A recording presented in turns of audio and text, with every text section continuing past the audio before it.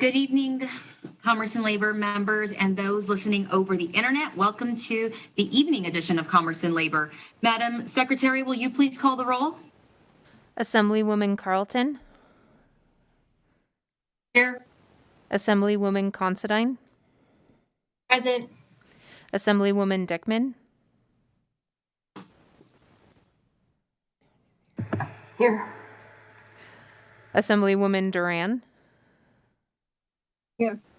Assemblyman Flores. Present.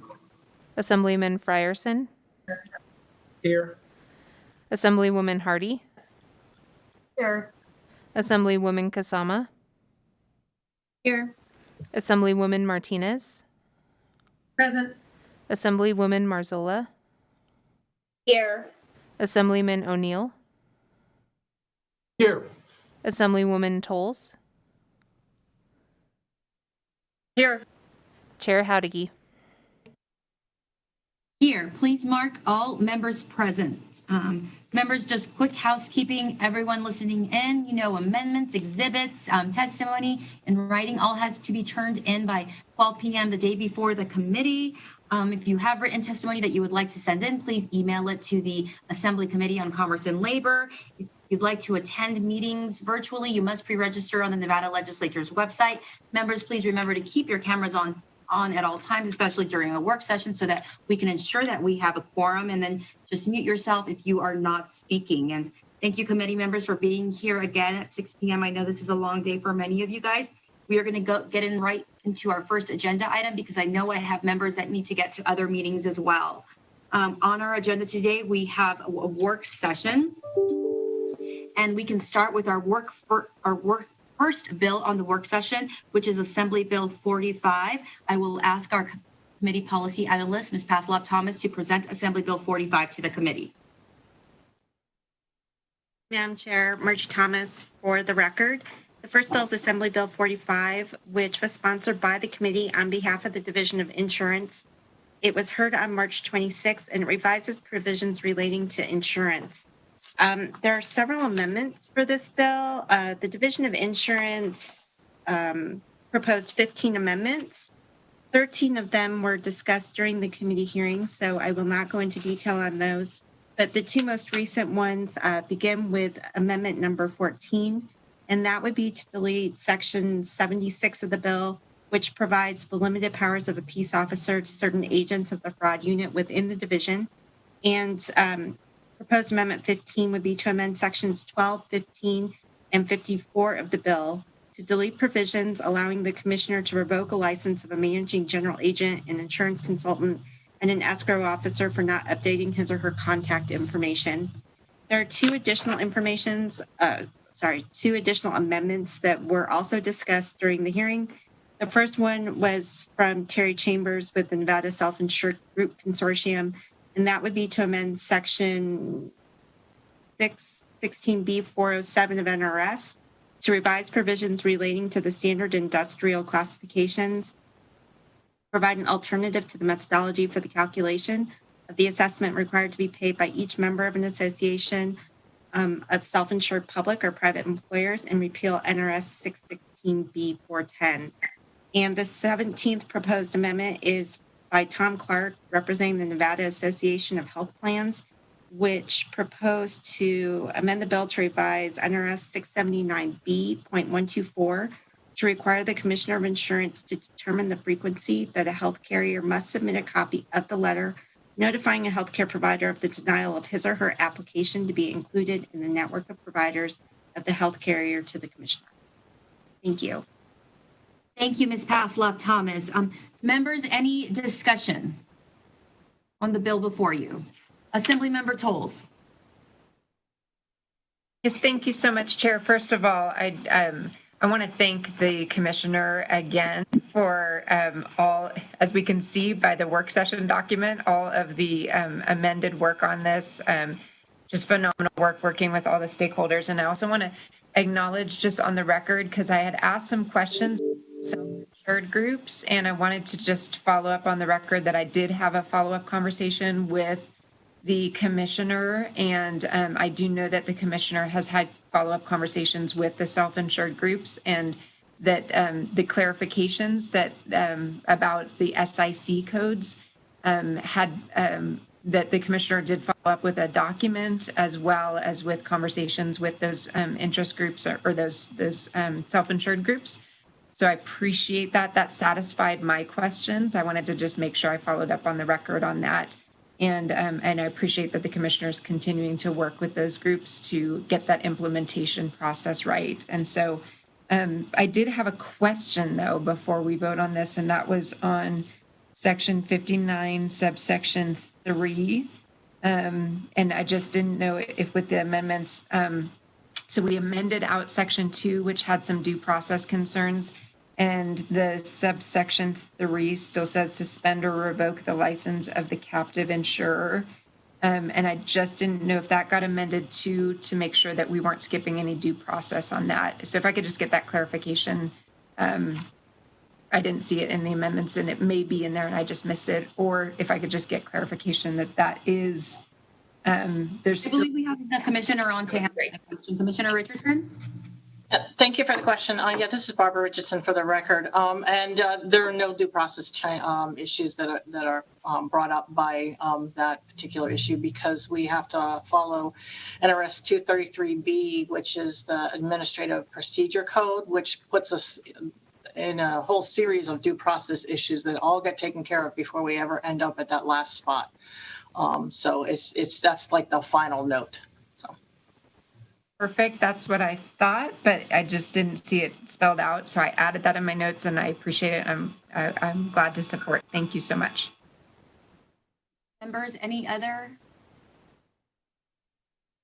questions or discussions? Okay, I also want to take a point to thank the commissioner for addressing the concerns of all the members on here who had concerns and working with the stakeholders to get AB 45 to the place it is today.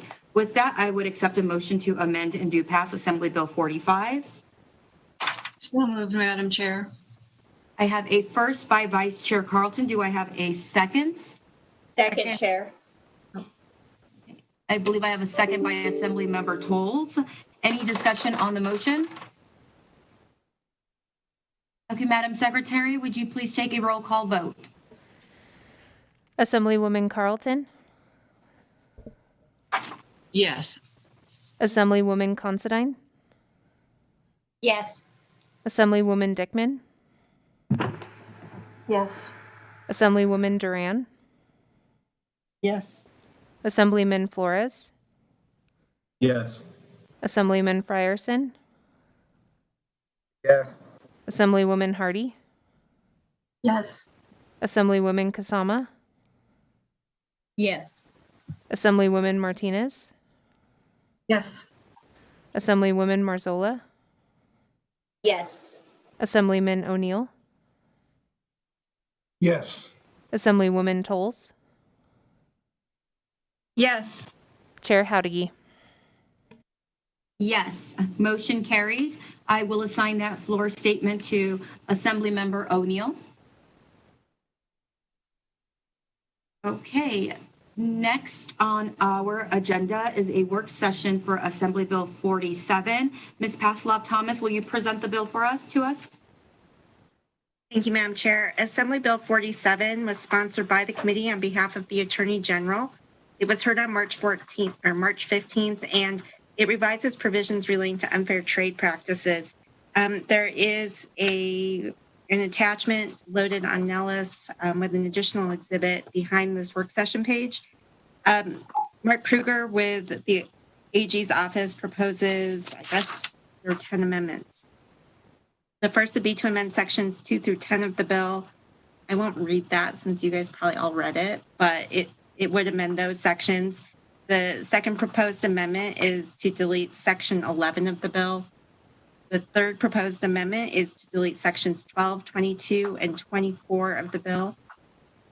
The fourth amendment is to amend section 13 of the bill to give new definitions to affiliate, group practice practitioner, reportable healthcare carrier transactions, and then eliminate certain definitions which are unnecessary due to the deletion of section 12 of the bill. The fifth proposed amendment would be to delete section 14 of the bill. that retains provisions relating to restrictive covenants. The sixth proposed amendment deletes Section 15 of the bill. The seventh proposed amendment amends Section 18 of the bill, and this would specify that all public officers of any state agency, board, or commission are required to provide certain information and assistance to the Attorney General relating to investigations and proceedings instituted by the Attorney General under the Nevada Unfair Trade Practice Act. The eighth proposed amendment is also to amend Section 20 of the bill, and this would remove the other regarding equitable relief for violations under the Nevada Unfair Trade Practice Act.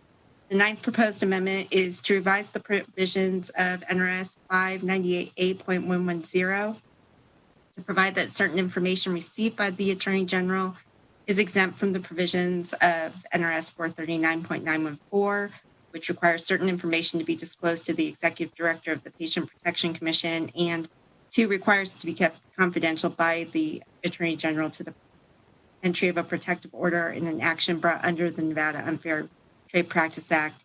And then the final proposed amendment would be to amend Section 25 of the bill that retains provisions of NRS 613-195 governing a non-competition covenant, and it provides some additional amendments. Thank you. Thank you, Ms. Pasloff-Thomas.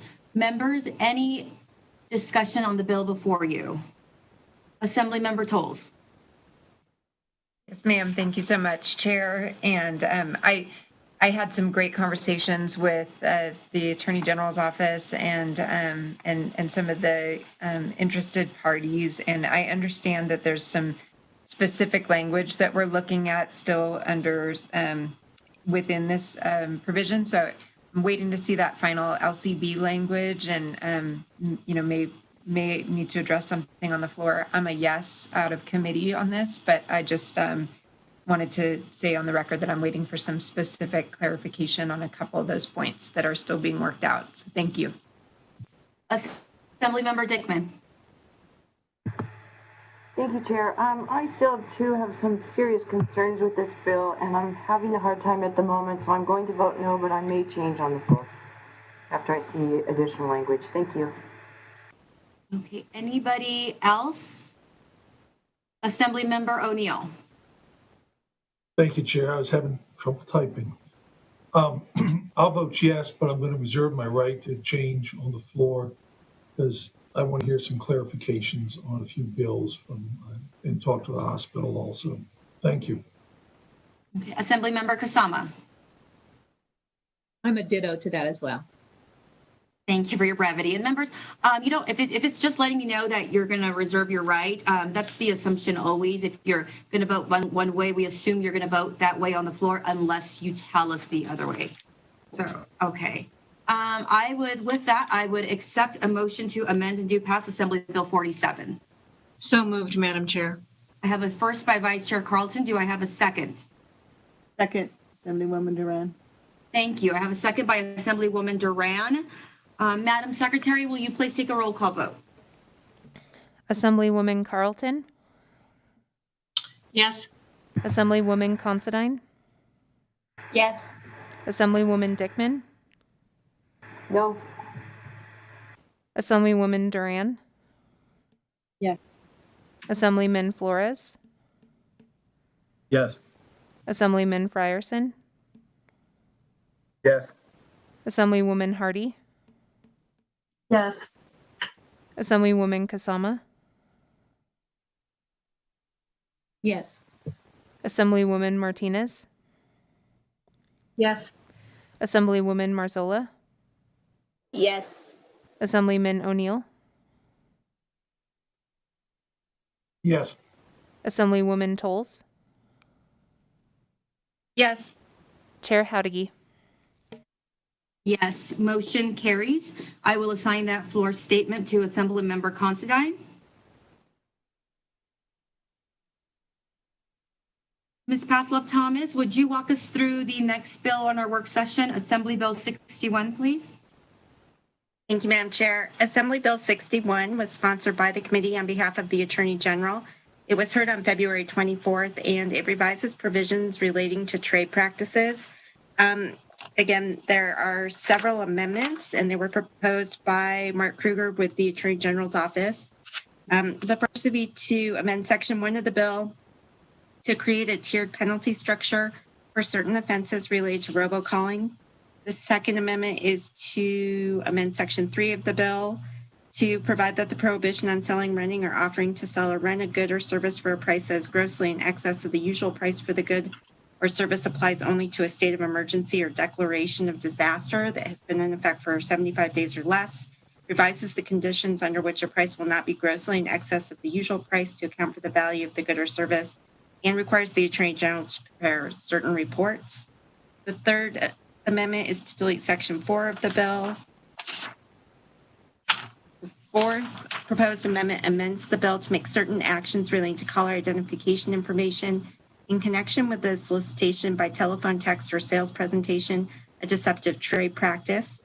The fifth proposed amendment amends the bill to allow certain civil penalties for deceptive trade practices directed toward a minor person, elderly person, or person with a disability to be imposed in certain administrative actions.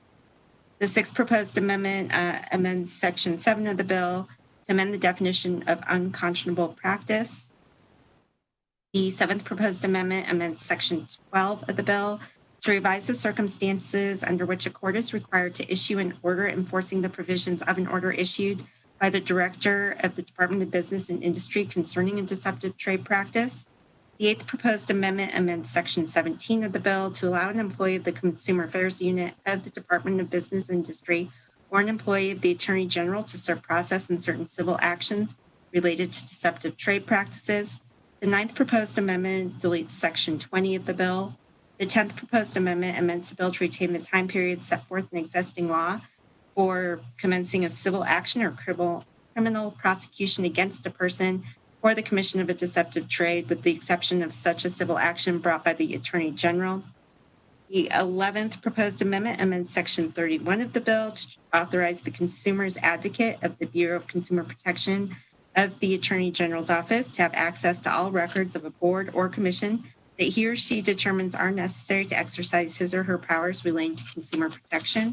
And the 12th proposed amendment amends the bill to transfer authority for the registration and regulation of credit service organizations from the Division of Mortgage Lending and of B&I and the Commissioner of Mortgage Lending to the Consumer Affairs Unit of the Department of Business and Industry and the Commissioner of Consumer Affairs. Thank you. Thank you, Ms. Pasloff-Thomas. Members, any discussion on the bill before you?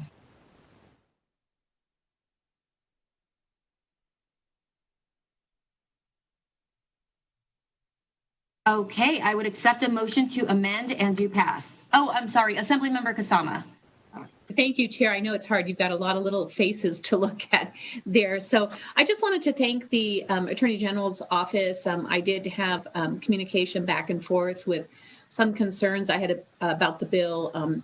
Many of those were answered, but I still have concern with some of the products. I think the definitions remain a little bit too broad, and a little concerned about Amendment 12, moving it from the Mortgage Lending Department to Consumer Affairs. And so still have issues with it. I thank the Attorney General for the information, but I will be a no. Well, this is just. Thank you, Assemblymember Kasama. Members, any other discussion? What is this?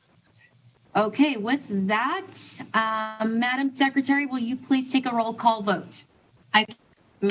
Madam Chair, I think you need to accept a motion. Oh, I'm so sorry. Yes.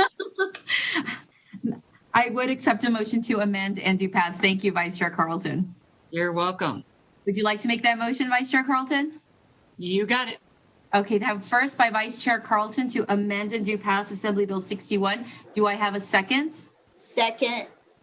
I have a second by Assemblymember Marzola. Madam Secretary, would you take a roll call vote, please? Assemblywoman Carlton, Yes. Assemblywoman Considine, Yes. Assemblywoman Dickman, No. Assemblywoman Duran, Yes. Assemblyman Flores, Yes. Assemblyman Frierson, Yes. Assemblywoman Hardy, No. Assemblywoman Kasama, No. Assemblywoman Martinez, Yes. Assemblywoman Marzola, Yes. Assemblyman O'Neill, No. Assemblywoman Tolles, No. Chair Howdigy. Yes, motion carries. I will assign that floor statement to Assemblyman Flores. Our next item on the agenda is Assembly Bill 207. Ms. Pasloff-Thomas, would you walk us through Assembly Bill 207? Thank you, Madam Chair. Assembly Bill 207 was sponsored by Assemblyman Watts and heard by the committee on March 26th. It provides that certain businesses which offer goods or services through an internet website, mobile application, or other electronic medium are places of public accommodation. Assemblyman Watts proposes one amendment, and that would be to amend the definition of online establishment in subsection 3 of section 1 of the bill to specify that a business, whether or not conducted for profit, that offers goods or services to the general public in the state through an internet website, mobile application, or other electronic medium is an online establishment unless the business is operated from a physical location in the state. Thank you. Thank you, Ms. Pasloff-Thomas.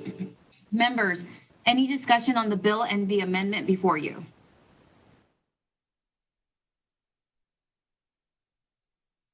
All my little boxes. Okay, with that, I would accept a motion to amend and do pass Assembly Bill 207. So moved, Madam Chair. Thank you. I have a motion to amend and do pass by Vice Chair Carlton. Do I have a second? Second, Assemblywoman Martinez. Thank you. I have a second by Assemblymember Martinez. Madam Secretary, will you please call a roll call vote? Assemblywoman Carlton, Yes. Assemblywoman Considine, Yes. Assemblywoman Dickman, No. Assemblywoman Duran,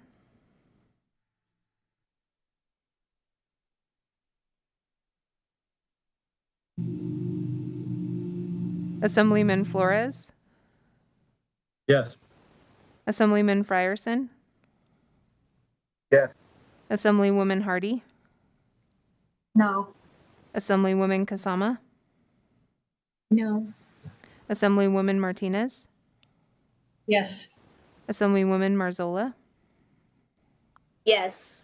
Assemblyman O'Neill, No. Assemblywoman Tolles, No. Chair Howdigy. Yes, and Madam Secretary, if you could please go back and record Assemblywoman Duran's vote. I believe she was having trouble unmuting herself, but I do see her present. Assemblywoman Duran, Yes. Did you hear me? Yes, thank you, Madam Secretary, for doing that. Motion carries. Seeing that Mr. Watts is here, I will assign that floor statement to Assemblymember Watts. Thank you, Madam Chair. Okay, Ms. Pasloff-Thomas, would you walk us through Assembly Bill 298, the next bill on our work session document? Thank you, Madam Chair. Assembly Bill 298 was sponsored by Assemblyman Flores, and it was heard on April 2nd. It revises provisions relating to non-commercial vehicle leases. The Assemblyman has proposed 5 amendments, which he went over in detail during the committee hearing. So I can walk through them, but I think he already did it during the hearing. So do you want me to read them? No, Ms. Pasloff-Thomas, that is okay. The bill before you, members, is the bill that was presented during the hearing on Friday, April 2nd. Members, any discussions on the bill before you?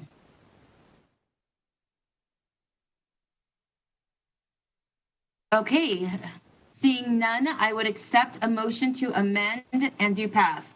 Amend and do pass. Considine? Second, So Dickman? moved.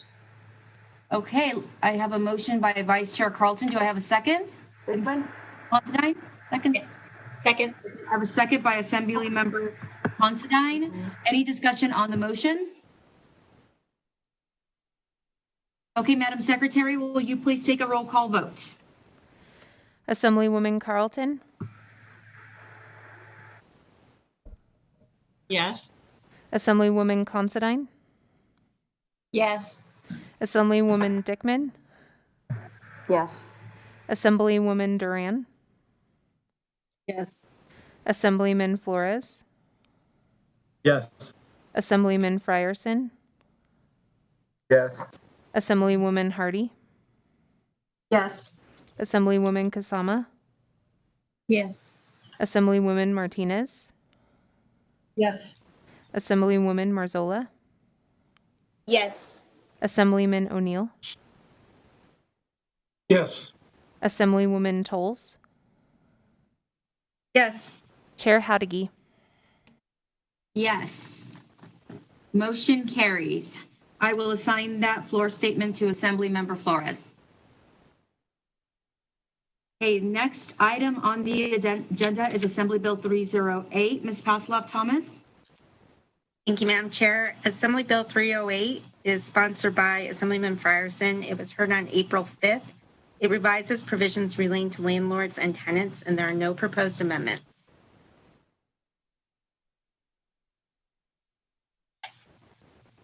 Okay, thank you. Members, any discussion on the bill before you?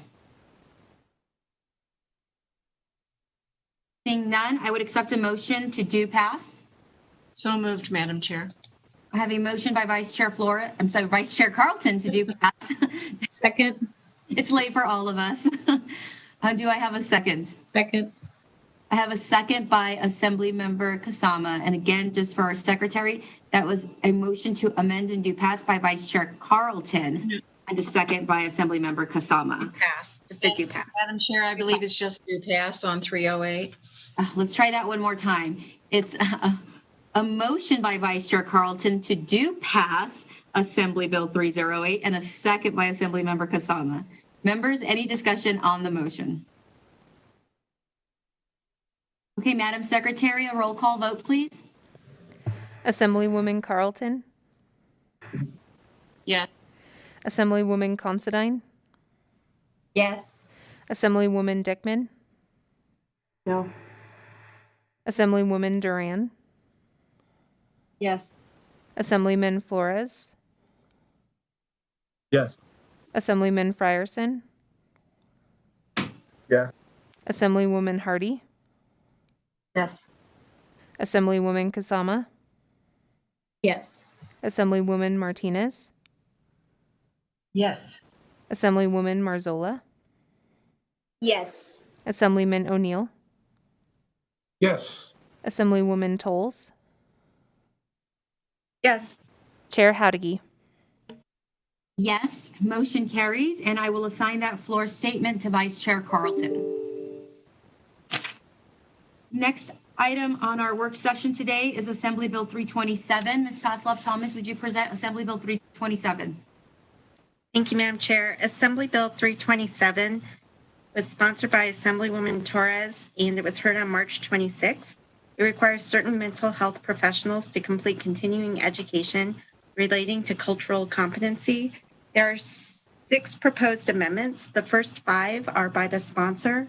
The first is to amend subsection 3C of section 2 of the bill to remove the phrase "who provides psychiatric care," thereby requiring all nurses licensed pursuant to Chapter 632 to complete the cultural competency training. The second proposed amendment is to remove references requiring certain healthcare professionals to complete at least 6 hours of instruction and replace with at least 2 hours of instruction relating to the cultural competency and diversity. The third proposed amendment is to require each board specified in the bill to accept as credit for continuing education training received pursuant to NRS 449.103.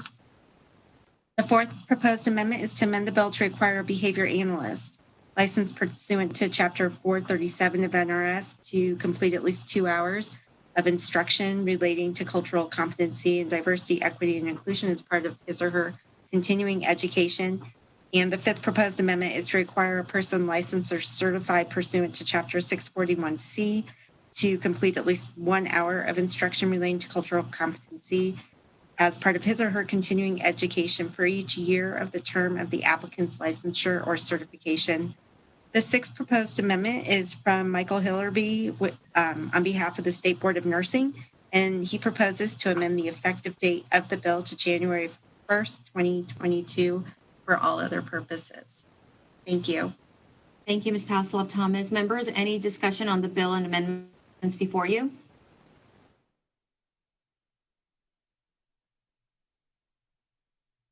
Okay, seeing none, I would accept a motion to amend and do pass.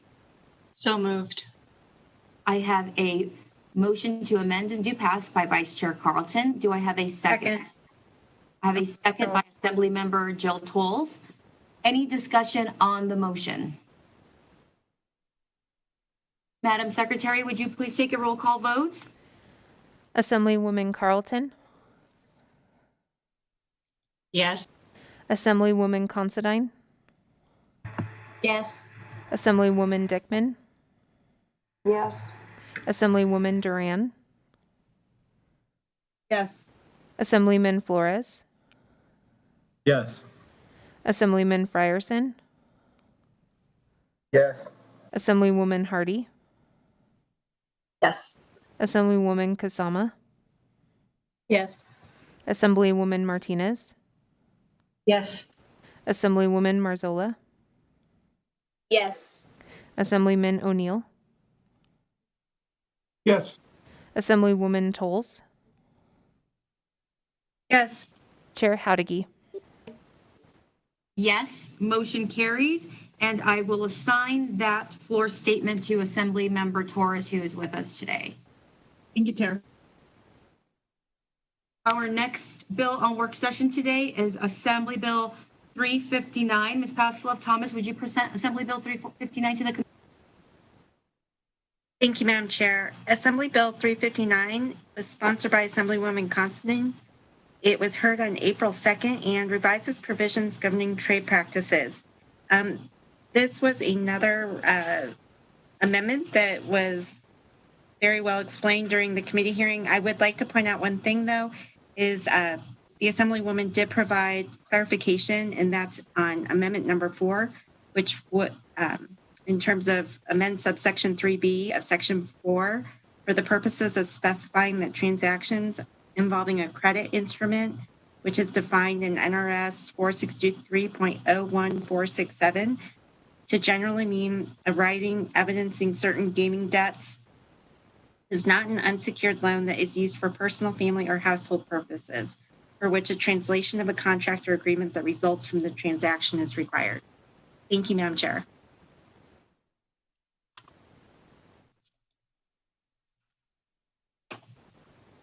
Sorry about that. Okay, thank you, Ms. Paslow-Thomas. Members, any discussion on the bill before you and the amendments?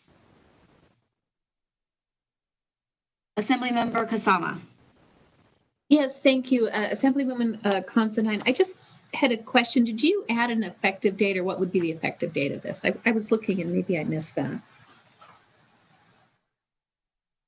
Thank you, Assemblywoman Kasama. Yes, we made sure, I want to believe that the effective date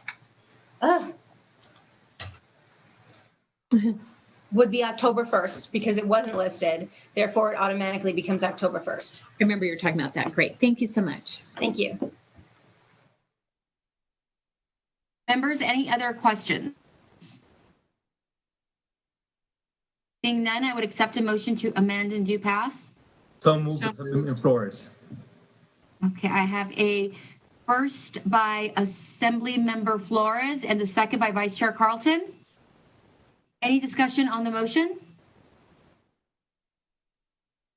Madam Secretary, will you take a roll call vote? Assemblywoman Carlton, Yes. Assemblywoman Considine, Yes. Assemblywoman Dickman, Yes. Assemblywoman Duran, Yes. Assemblyman Flores, Yes. Assemblyman Frierson, Yes. Assemblywoman Hardy, Yes. Assemblywoman Kasama, Yes. Assemblywoman Martinez, Yes.